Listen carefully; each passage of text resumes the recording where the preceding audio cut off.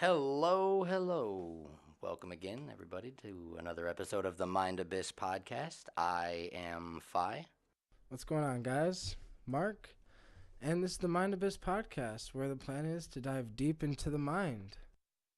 All right, so the topic before we started recording, we got into the topic of ego death, and I guess that's what we were going to discuss a little bit today. I want to give a shout out to another YouTuber, Quantum Kitty. Uh, Mark was just telling me he watched a video of her talking about ego death yesterday. I'm going to go watch that video after this podcast so I can hear it myself. Um, so, ego death really, I guess to cover the basics of it for anyone that doesn't know the term or has never heard of it, ego death is basically an experience that one has on a psychedelic substance where their ego, quote unquote, dies, or they feel as if their ego has died. And it can be a very, very profound experience where one loses all sense of self, of oneself, and you can almost forget who you are. And it's like you become one with everything. Um, what other words would you want to throw in to describe? Because it it can be a hard experience to It's describe. hard to, yeah, it's hard to explain because, like, a lot of times, that I've had an ego death, it was, you know, very loss of self, very loss of who I think I am, of my humanity, of what is or what I think is. And it's like the ego death could be like a complete shatter of what you think reality is, and it will shatter yourself. And it's so hard to explain because it is like a complete mind fuck. I don't know. It's just I really like hard how to you said explain. mind fuck because it can be. It absolutely can be. My wife and I have had several of these experiences, and contrary to popular belief, you don't always need a high dose of LSD or mushrooms or something else to have an ego death experience. My wife and I have been able to have that kind of experience on just one hit by doing certain things, certain meditations, by acknowledging all the feelings and thoughts we were having and letting it out. Going into these ego deaths, I've had hysterical laughter that would sound like somebody probably coming from a mental ward, like they were having a mental breakdown, that would go back and forth from extreme crying to extreme laughter to both at the same time, to like screaming out pain or anything that I've held into my psyche that I need to get out. And it's like while I'm going through this experience to get to the point of the ego death, um, I'm having all of these thoughts about things that are paining me, things that I've held in, things that I did bad myself that I need to let go of, that I've still been holding on to from the past. And once you get all of these emotions and these thoughts out and you let go of them and you move beyond them, that's when, at least for myself, I've been able to go into these ego death experiences. And there's been times I've gone into it and I have completely forgotten who I was, where I've had to come down and it's taken almost like 15 minutes for me to remember coming out of it like, okay, I'm this person. The person sitting across from me is my wife. I love her very much. We're back on earth. We're in New York. It's this year, and it all comes back. um, but going into those experiences can be very terrifying, and I think it's possible. We've had a chat on the podcast before about bad trips. I think it's possible sometimes when people begin to feel a bad trip, they're actually entering the beginning stages of this ego death experience. Because it's not like you trip, come up, boom, ego death. It doesn't just happen like that. To have the ego death, you really need to be able to let go of yourself and your identity and everything around you. Like there was a one time I experienced it where my wife was on this floor screaming and crying, going through her thing, while I was up dancing around, just being all jolly, having a great time. And I knew that she would be okay and she'd be able to work through her experience. So I almost had to ignore her and let go of it to continue to further my experience. Um, so I think sometimes bad trips can come from these thoughts and feelings people are feeling in the beginning stages of this ego death experience, and they fight it. They hold on to reality. They grasp on to everything they can to hold them here. And that's why I really like how you describe, it can be a mind fuck because it really can. And I think if people could get a better understanding of this experience before ever experiencing it, then when they begin to experience it, they will know how to handle it a little bit better. So it'll still be a mind fuck, but the fuckery will be a little better understood. Yeah, I agree, and I agree with you when you said that it's like like you have to let go before you can actually get to the One thing I gotta add, I did say it can be a terrifying experience. I forgot to add though, when you get there, it's like a spiritual orgasm that you couldn't even imagine, and it's the most beautiful thing ever. So it's almost like the beauty overwhelms the terror you just went through. Right. But not every ego death experience has been super terrifying. Some have been easier than others. And not every ego death experience is the same either, you know? Absolutely, Like, every experience is different. yeah, yeah, I agree. Because every ego death experience I can think of that I've had, they're all different. And you are right. Like, you have to let go of it. But it's almost like ego death is a process. Because even death itself, real death, is a process. And, it's almost like by going through that process, letting things go, you basically get to the point where it's like you lose sense of self, of who you are. And I feel like you can ascend into other realms, but it's like another, it's just ego death can be so many different things. And I really think that it's like, uh, when you have an ego death, if you hold on, that holding on also becomes the ego death. It's like, because by holding on, you're going to change the experience. It's going to make it a lot more uncomfortable. It's going to make it a lot more of a hard time, instead of some ego deaths where you're like more just letting go and letting go to it, let it happen. And then when you let it happen, it's a little more blissful, and you can get to that blissful moment once you let the pain and suffering and all the shit that's holding you back, your anger, your sadness, whatever. And I think that, then you can get to the just sense of oneness with all. And that is, like, I feel like the ultimate ego death, because that's what what a lot of people say is that the ego dies, because you're in this all of oneness, and you're just bliss, and it's like peace, love, and it's like no ego in this place. Well, what it assumes to be. There's no fear, there's no negative emotion.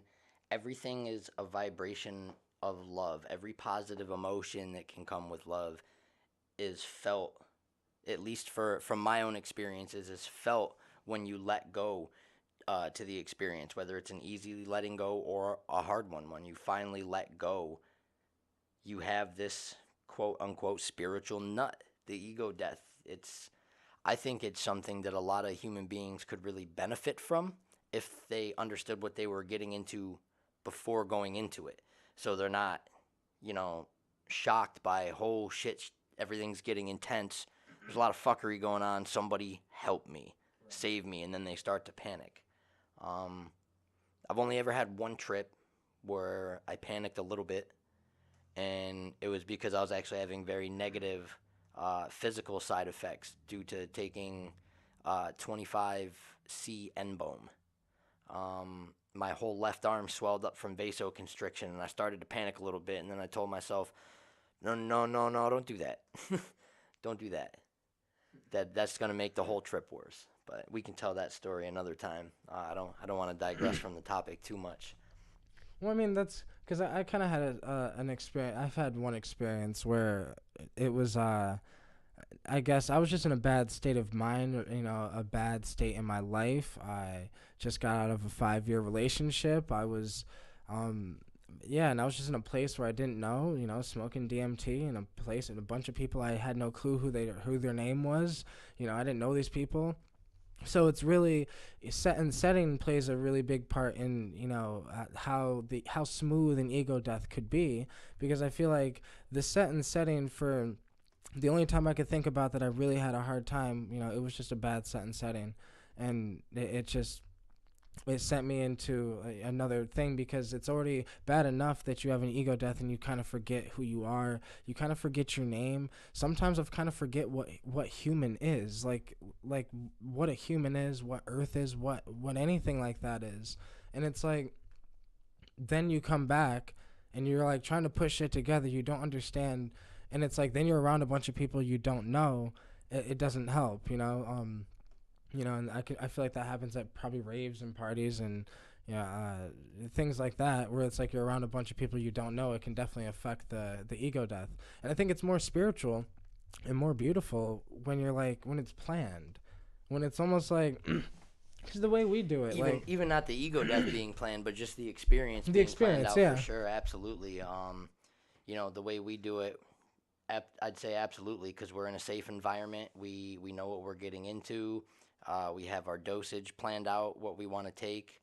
Um, the last trip we had together was pretty wild. We took a little higher than we normally did, and definitely got out there. It's funny because I'd say all three of us kind of had an ego death experience. I know my wife won't mind me saying it. Hers was a little rougher. She had some anger that she definitely had to get out, because there was at one point, she was yelling to get it out. But then, we all experienced it, and what we, I guess, call the place that you, what word would I use, transcend to in your mind. Uh, when having this experience, we started calling it the isness. Um, this place where everything just is. I guess that's one of the best ways we can put it. Um, but hopefully, I can bring more wording to that if next time I experience it. That's the thing. It's been a learning process the last 6 years, learning these experiences and understanding them without actually having any real teachers to tell us what's going on in these experiences. And that's why I'll still say everything we're even talking about ego death is subjective. Somebody else could view it in a totally different way than we're describing it. We're just going off our own experiences and what we have ideas on. Um, Another strange thing I wanted to add is I've had ego death experiences where I have actually felt physical pain that I believe to be the physical manifestation of the mental pain that I was holding on to.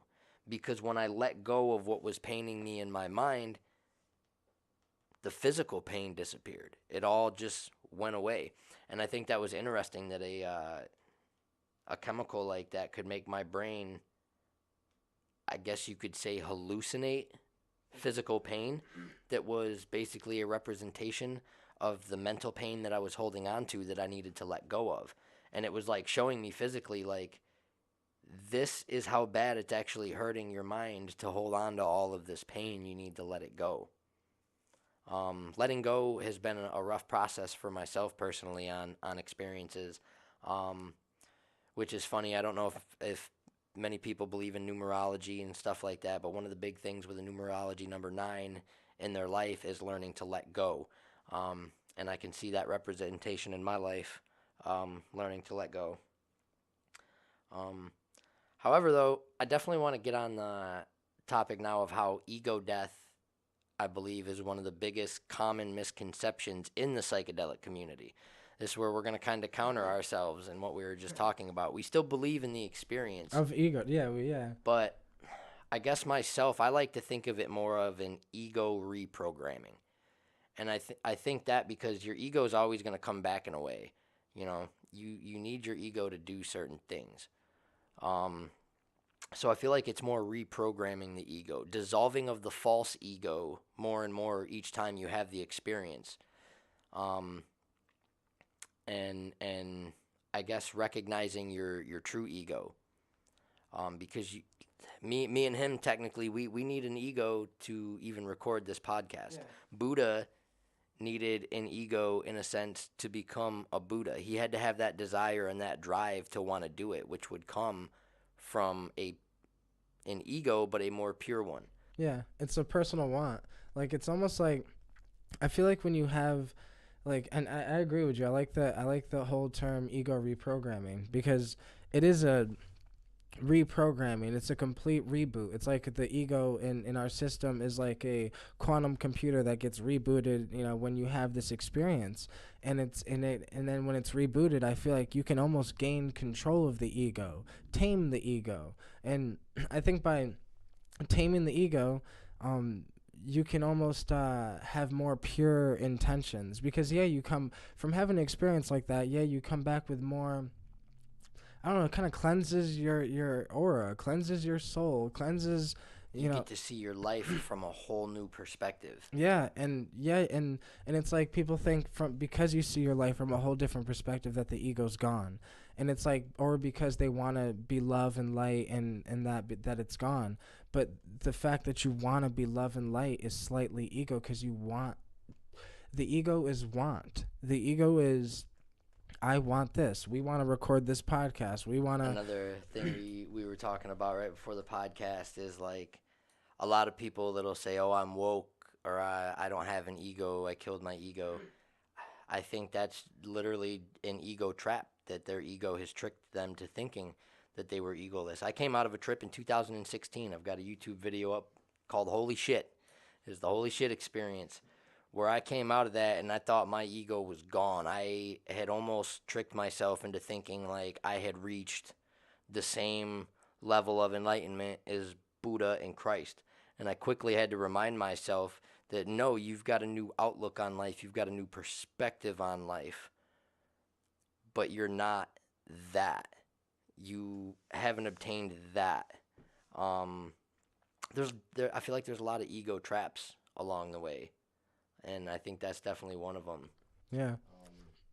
I think there's like even the ego trap of saying you're a spiritual teacher, or there's a lot of new age spiritual teachers, and there's people on Instagram that are getting, that are charging for like, I don't know, just for charging for their services, and that's okay, but it's just when you have these ego deaths, they kind of trap you, because it's not really a death, because you're using it to do what you want to do. Even if it's positive, even if it's you're trying to make a change in the world, you're trying to make that change in the world. You want to do this, and that want, that drive, that I want to do this, I want to make a difference, I want to do that. It is literally almost tricking the ego into helping consciousness.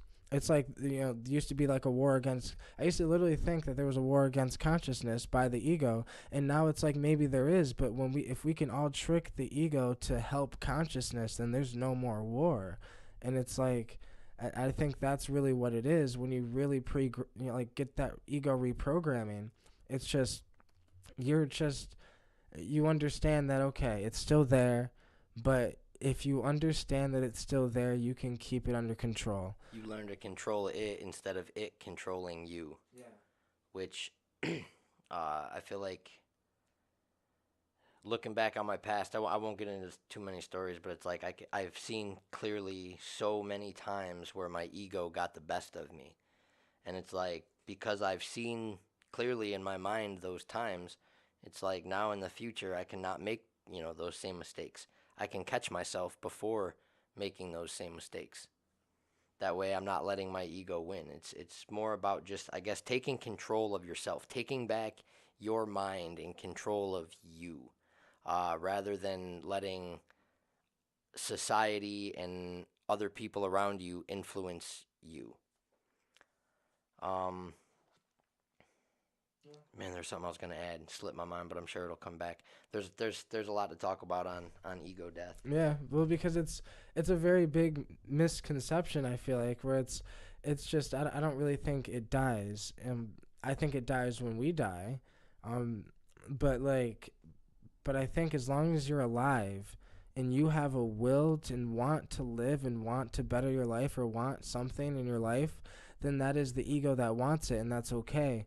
But there is times where it gets out of control, and it gets out of control when you think you're completely enlightened, and you're like, and you try to put yourself on this pedestal, because I talk to my friend Samina all the time. She has a YouTube channel, Quantum Kitty, and she talks about some of the gurus in India, because she actually went to India, and it's like a lot of these gurus are very, very, very egotistical men, and they're just, they really want you to just give their stuff. They have so much money, and the real good gurus are the ones that are, you know really at the bottom in a way. Those are the really pure gurus, the pure souls, uh the ones that got the ego death and used it to um better themselves and other people. Because I do think that ego death can be achieved without psychedelics. I think that it can be achieved with other plants if you meditate with them. I think that it can be achieved with no plants if you meditate long enough. I think it's just this realization. It's a, it's a bunch of realizations realistically, because when a Buddhist monk meditates, it's not like they have one realization. They probably have many revelations in their life by meditating, and just like we have many in our life from our experiences. And I think that the ego death can be used, and to really help us. And I really think that it needs to be stopped calling ego death, and more like ego reprogramming, because I that's love I that's love really. the ego Yeah. reprogramming one. I'll give a shout out to Joe Rogan, Train by Day, Joe Rogan podcast by night, all day. He talked about mushrooms one time and how it's like just hitting Control Alt Delete on your computer and just like clearing everything in your mind and all the BS and just getting it out of there and starting fresh. Um, I really like that. But I feel like the reprogramming is even a little deeper, um, because it's not just clearing your mind. You clear it, but then while you're in this isness, as we call it, you almost have like these visions and these ideas for your life, things that you want to do, um, like for myself, music, photography, videography, which my wife and I are getting into and finally getting things rolling. It took us a little while. Um, I've had visions for my life and almost like how I want my life to go or how it could plan out if I actually use my ego properly to put in the effort and the energy to do these things, because I do want to do good in the world. Um, I guess one of the ego traps I could say I fell into when I first began my path, I used to think, like, well, hey, uh, I can't make a lot of money. I'm not supposed to have money because I want to be a spiritual person, and if I have money, that defeats the purpose of me being spiritual. And why should I have anything if there's others that have nothing? But I had a more recent realization that I could actually do good with a little bit of money. I'm not saying I need to get filthy rich, but if I had more money, I could do better things. It sucks being a broke philanthropist. You can't really donate a whole lot of money to people that need it if you don't have it. You can't do good with money if you don't have it. Um, so it's almost like I had to learn to tame the ego. I got a story I'll tell in a minute about the ego, but I'll bounce back to you Right. for a minute. Well, the way I look at it is, you know, the ego can really be used. And I think, like, for me, like, all the things I'm doing, I can see that I'm just using it, to try to benefit, not just me, but it's when you're doing it for a bigger cause than yourself, then it's much harder for the ego to get out of control. And I feel like I'm just doing this for a much bigger cause than myself. I'm not doing this for me. I don't do what I do necessarily for me. I do what I do for the benefit of not just my family or my friends, but just to try to do something, right? Try to help in whatever way I can possibly can and waking the world up. One of the And things for myself, if you don't mind me cutting in, was some of that pain I was talking about that I had on some of these ego death experiences. I want to help ease some of that pain from other people because we all feel pain mentally, and it's like when you've felt your own pain that long and then you realize it and you move beyond it and heal yourself from that pain, you want to help other people not be in pain. You want to help other people that are struggling, that are people, your friends around you that also have mental illnesses. You want to do anything you can to help ease their pain, even if it's just sitting there and listening if you don't understand, but just being an ear to listen. Um, just helping out in any way so people don't feel that pain. I'll end it there. My bad. I didn't yeah, mean to cut in. oh no, you're good. But nah, I just think that the ego has been really helping me. I am writing a book, and I'm already done with the first chapter, writing the second chapter, and like I'm possibly even started another book because I'm very scattered. I think it's because I have ADHD. I was diagnosed with ADHD a long time ago, but like I think I'm very scattered with shit. So I'm writing a book, I'm writing another book, I'm trying to do the podcast, I'm making videos, I'm You just made an idea pop in my head. The story I'm going to tell here in a couple minutes. I feel like I could write a book about it. The journey to save the ego. that's a dope idea. Yeah. Yeah, it's just the ego's really helped me though. I think with just everything I'm trying to do, and it's like I have this drive, this like, um, it's like I've tricked myself to say, well, I have no choice but to do this. I got no choice. I have to do this. I don't care what I tell myself. I don't care whatever. I'm gonna do it. I'm gonna enjoy it, and I'm gonna fucking live. And it's like I think if I didn't I wouldn't be able to have that mindset if it wasn't slightly ego because I believe in myself to the point where I know it's going to work. I know it is, and I know that's slightly ego because it's like, ego is pushing the boundaries with confidence. It's pushing the boundaries with your dark side a little bit, and it's using the dark side as motivation, But using it as without the bad pride of the false ego. yeah, yeah. Because then you don't have the oh I'm the shit, I'm the Right. pride, but you Actually, I almost want to interject and say it's almost not bad to think inside your mind like that, to think I'm the shit, I'm great at what I do, because it's good to have that good inner voice. as long as you think As you're the long as shit. as long as you're not saying it out loud around other people, because there's a difference between, what you think and what you actually say and act out. See, I feel see, like if you're acting it out and just saying it all the time, that's when it's, very egotistical. yeah, I think there's a I think it's like the difference between saying like I'm the shit's okay, and there's like an I'm a shit that's not okay. It's like I'm the shit and you're the shit, that's okay. I'm the shit and you're a piece of shit, that's not okay. It's almost like you got to paradoxically be humble and cocky in your mind at the same time. Yeah. Yeah, you can't be down on people, I feel like is what it is, cuz that's when the false ego creeps in, and when you're like being down on someone or like saying you're better than someone because nobody's better than anyone. And We all have our little niche that we have in I life can that we say do. I can say for myself, because of the way my childhood was, I used to have a very negative inner voice, which has actually been changing through a lot of experiences. I've had to almost retrain my inner voice. Um, Sorry about that. But that's another reason why you should never talk down on people, because you don't know how negative they might already be on themselves in their own head. And then you're talking down on someone, even if you don't like their art, you can still give a compliment, but then maybe some constructive or positive criticism on what you think they could do to better something.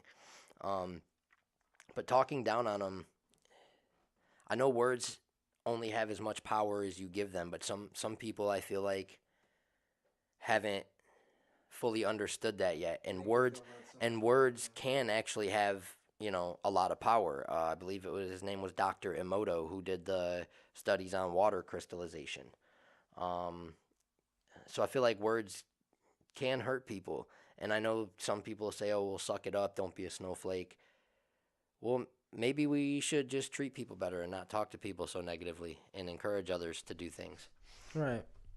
And I think, you know, the ego reprogramming kind of reprograms your mind in that way. Like it Yes, definitely it in reprograms your mind into that type in of many mindset. ways.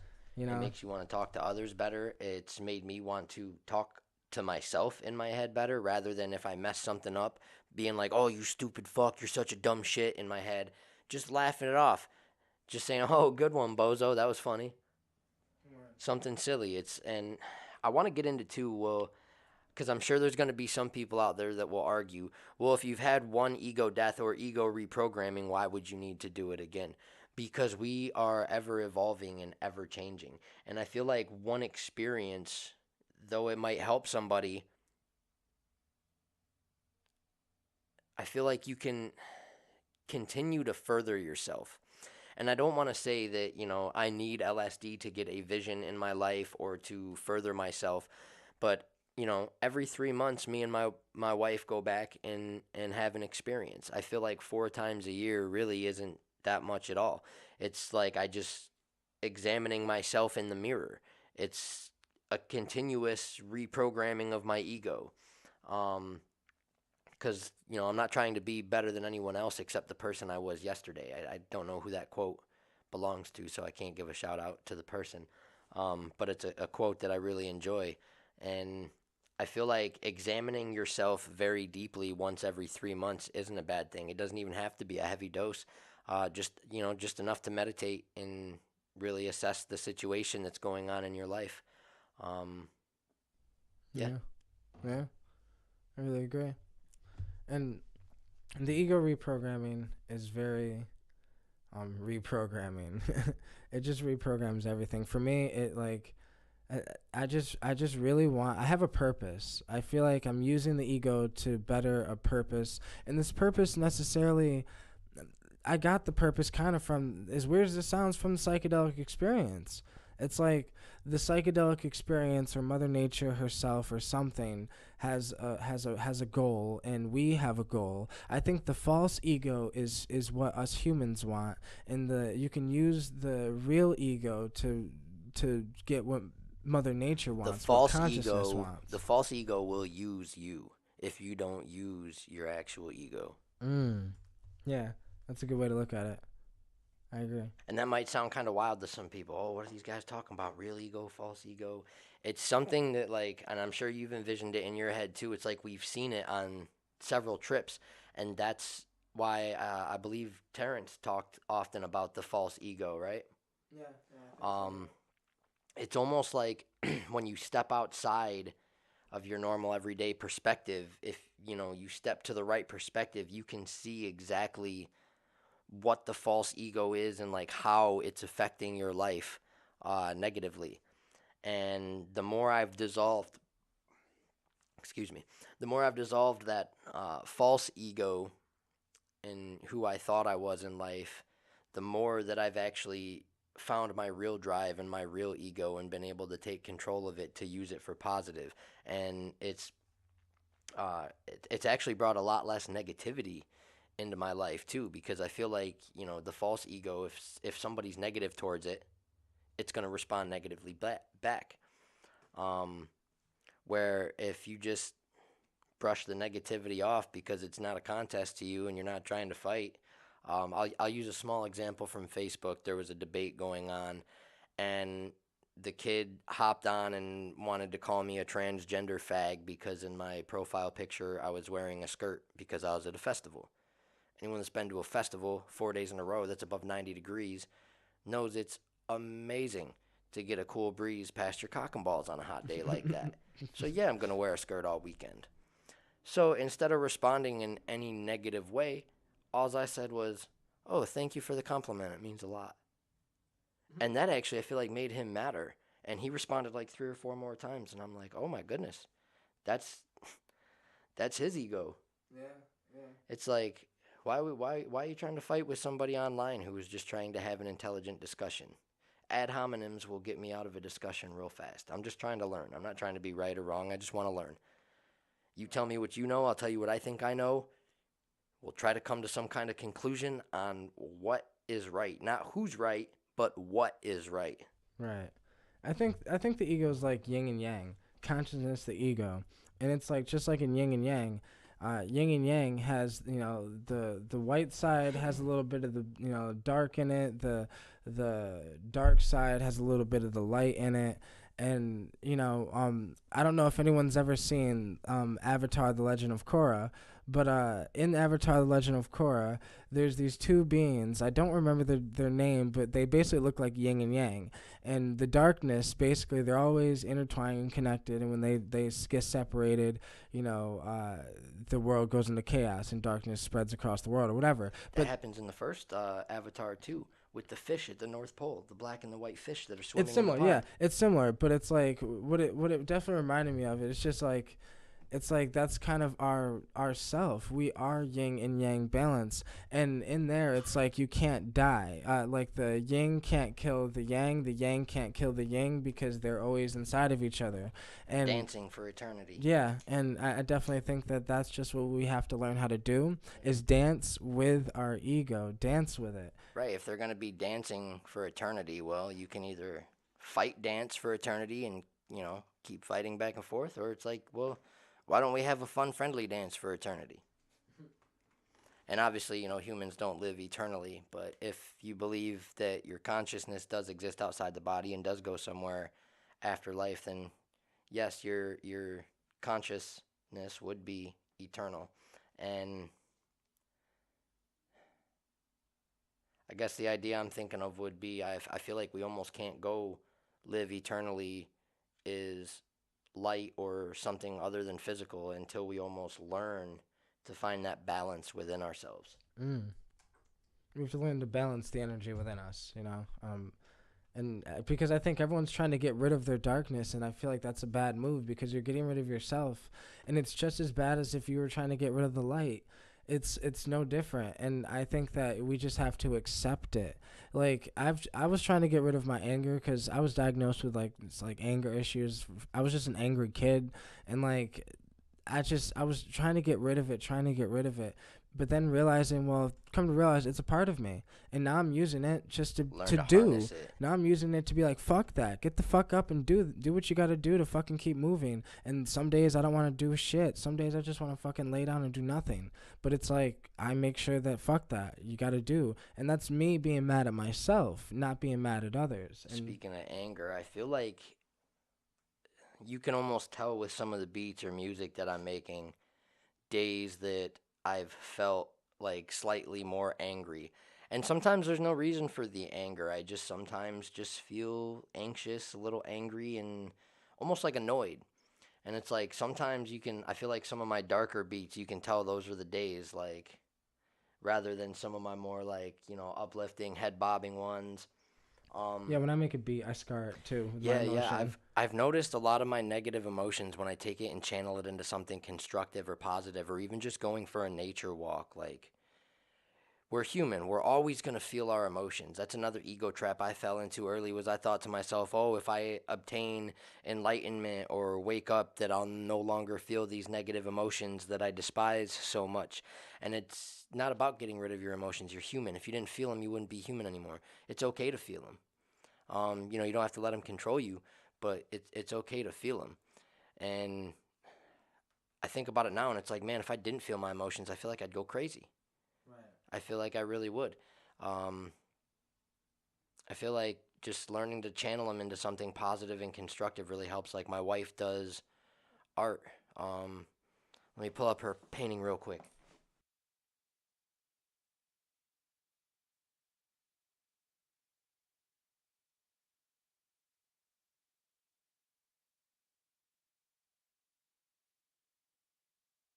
Oh, that's all right. That's all right then.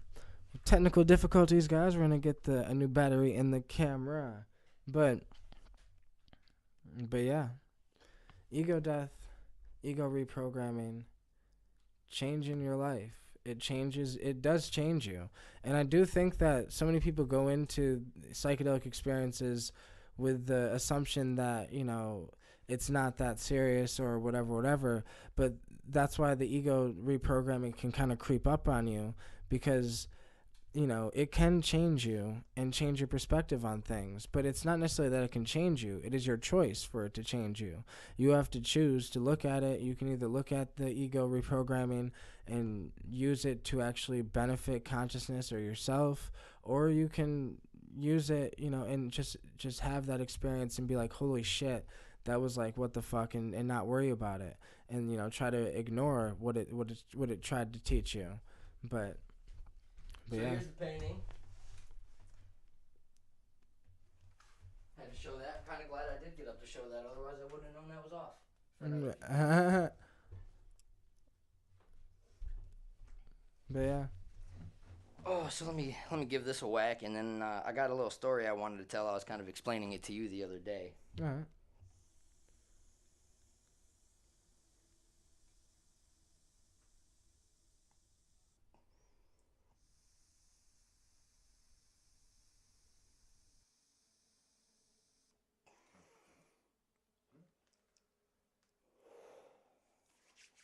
Get a sip of my water.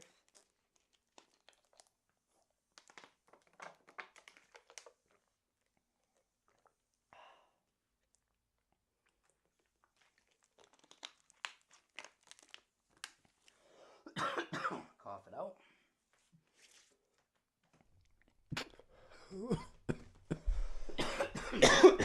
Oh, got him. Rule number 1, no dying in the house or on the podcast. Woo. All right. Man, I taste some candy.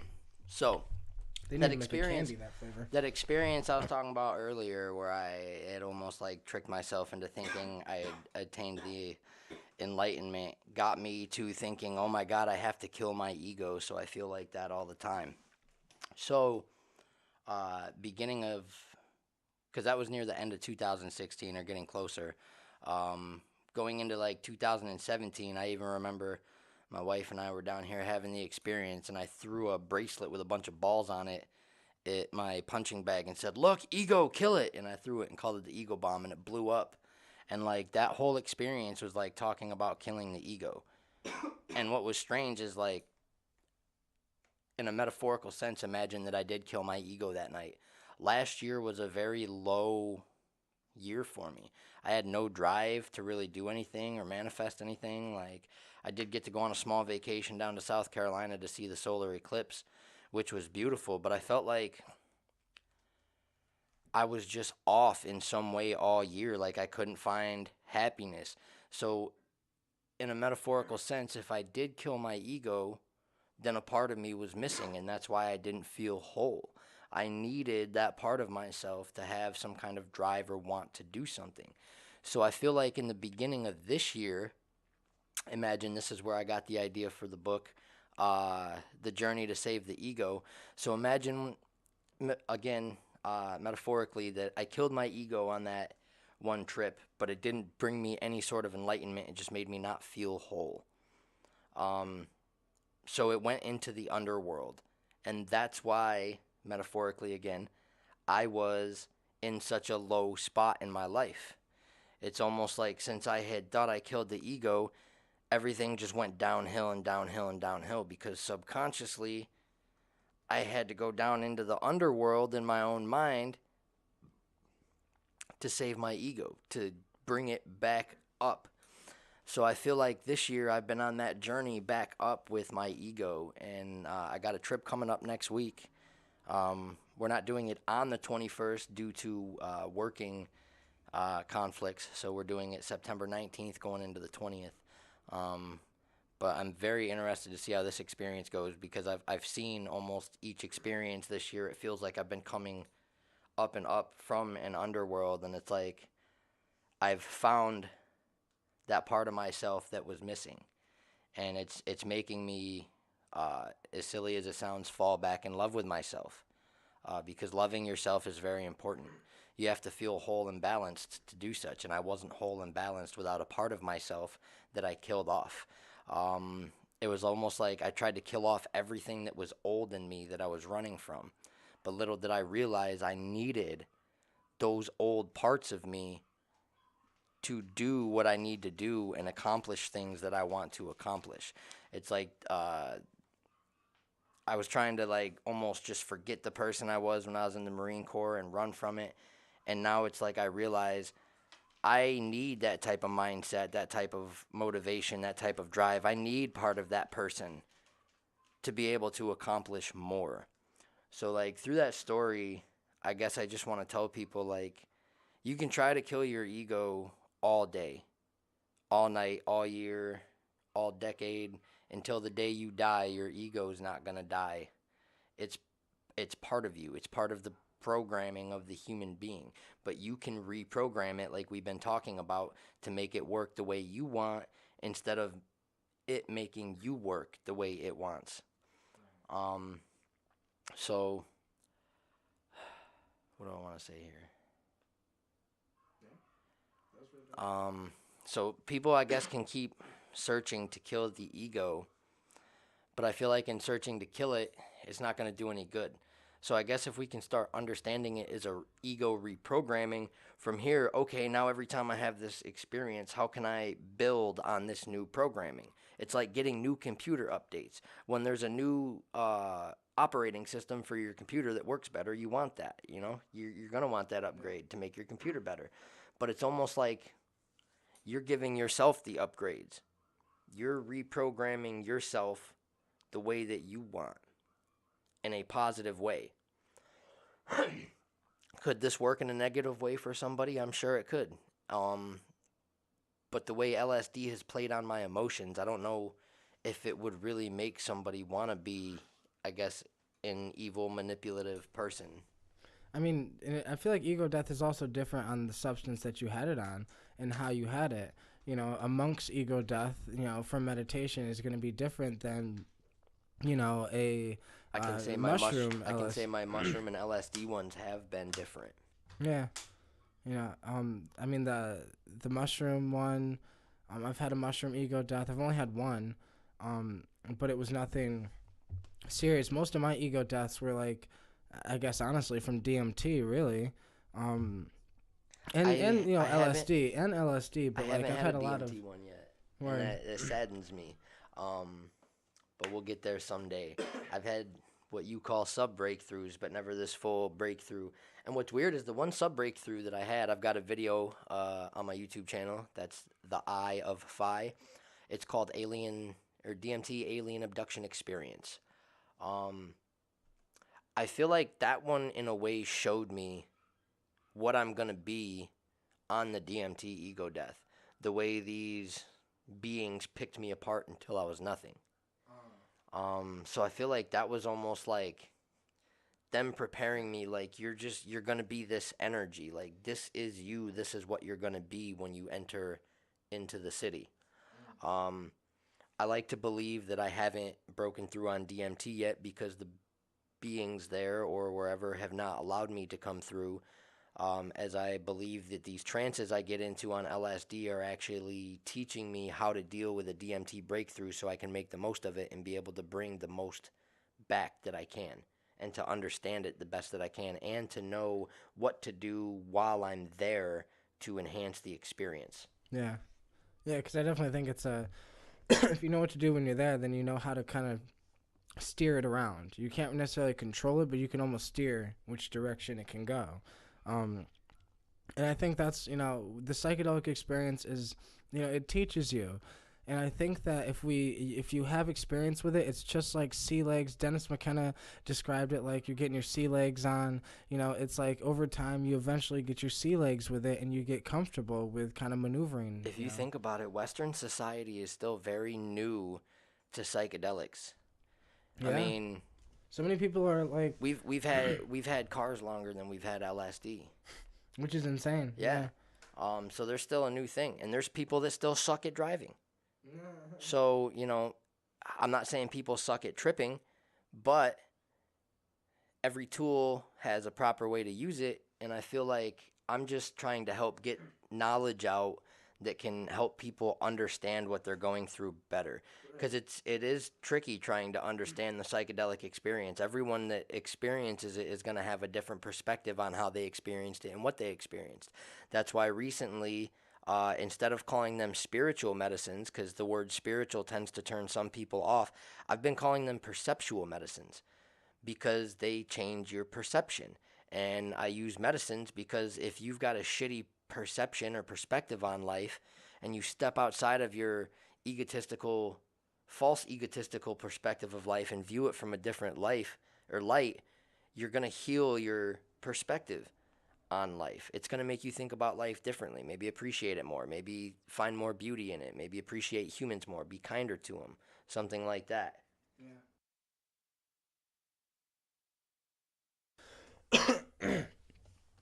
The ego is a tricky thing, but I feel like if you just get it down, you'll be good. It's all about balance. I feel like, and you'll never be able to stay fully balanced. I feel like you're not supposed to stay fully balanced. But I definitely think that it is just learning how to balance it and use it because it's there for a reason. What if, to play devil's advocate for a minute, I were to argue that that maybe it's just our ego that's tricking us into thinking it can't be killed. How would you argue back about that? I don't believe that, but I like to play devil's advocate That's sometimes to awesome. argue back on us. No, right, right. No, but I guess what I would say is That is a tricky one to argue, though. I'm thinking about it now in my own head. it is kind of tricky because I guess the way you would prove it is by using it literally in pure intentions. You know, you prove it with the intentions behind what you're doing. Because yeah, you can use it, for greed, for whatever. You can get what you want. You could be the shit. You can use that ego. But I feel like, as long as if your intentions are pure, then the ego can't really consume you. It can't consume your mind I if you feel like strengthen the when your mind. intentions are pure, that's when you're in control of it. Yeah. Because you don't want to cause harm to people. You don't want to do anybody dirty. You don't want to steal from people. You don't want to cheat. You don't want to lie. Those are three values from the Marine Corps that I still hold high. Marines never cheat, lie, or steal. I don't want to cheat people. I don't want to steal from anyone. And I don't want to lie to anyone. I used to lie a lot. And let me tell you, lying and creating lies and trying to keep up with them and remember them can get fucking exhausting. It's so much easier to just fucking tell the truth and speak how you feel and say what you mean and mean what you say. No need to lie. All right. That's kind of why I'm really open with psychedelics and all that. Like, because I'm also, trying to like kind of sway my way in all aspects of my life and what I'm doing.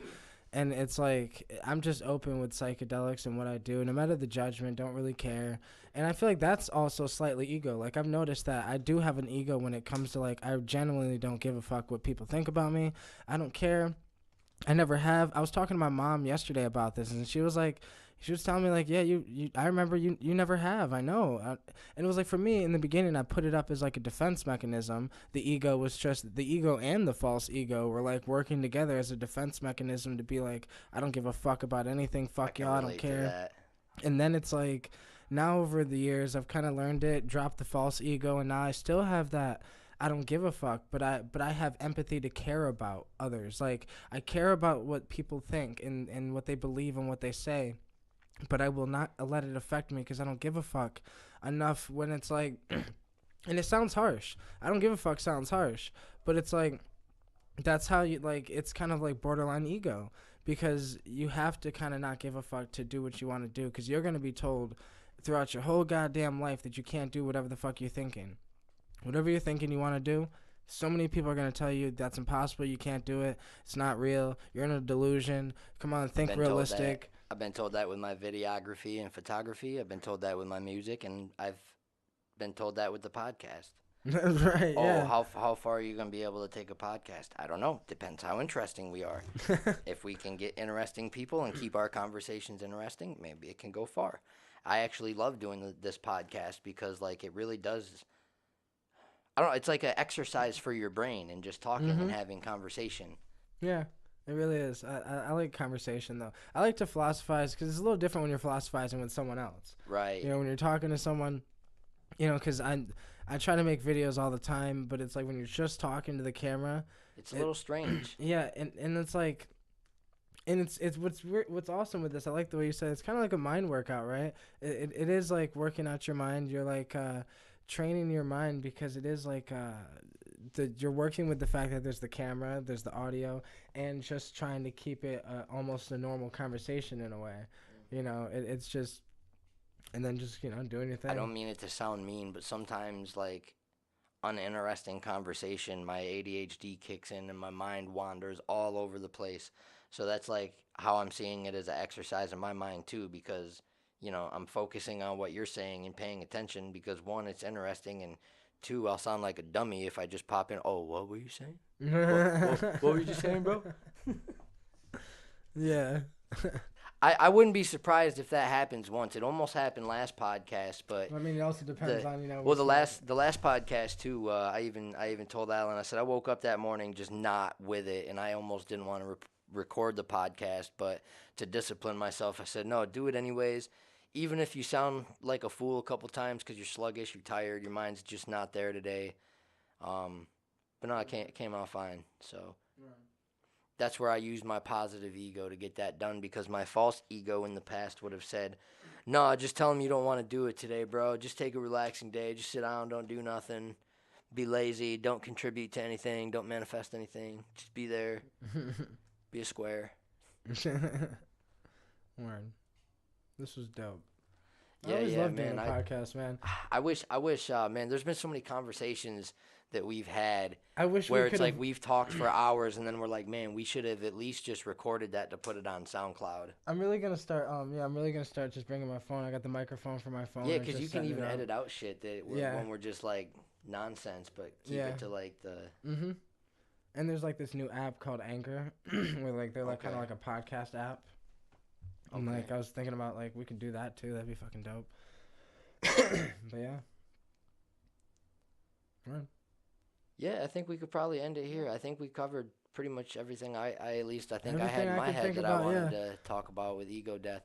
And I'm sure, if we keep the podcast going in a year or two, I'm sure we'll go back and touch on some of the same topics that we were talking about to further, elaborate on them Yeah. and Because we'll have what we've different learned, yeah, perspectives. what Yeah. we've learned more and what we've seen from other perspectives of it. Because So, it's a constant path of growth, like and I really think the more you look at yourself, and that's a good trait though, being able to look at yourself and change your views, know that you were wrong, or add something new, or right.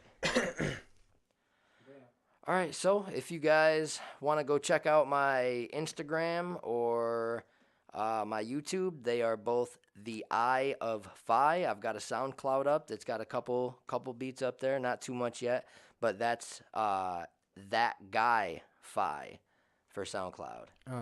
And if you guys want to check me out, I'm at Mark Dreams 25 on Instagram. Mark Dreams. If you just type in Mark Dreams 25, almost everything comes up, like on a Google search or a Bing search or whatever. But and I'm Mark Dreams 2 on YouTube. Oh, I forgot to add in Minds too. I don't post much on Minds. I'm just getting into that more. But also on Minds, the Eye of Phi. Yeah, you'll find my minds too, Mark Dreams 25, and yeah, all of them. I try to keep it all Mark Dreams 25, and I might even make a YouTube channel like that eventually too. The only reason I didn't call my SoundCloud the Eye of Phi was because, I guess I could have, but, I don't know, something with music and seeing. I guess I got to have the vision to see the music, but I guess for music, since I do a lot of hip-hop beats too, I just liked that guy, Phi, because there's the joke that everyone from New York's always saying, yo, my guy, or B. So I was like, yo, I'll just go with that guy, Phi. Word. All right, I hope you guys enjoyed this episode. All right, guys. Ow! Peace out, everyone.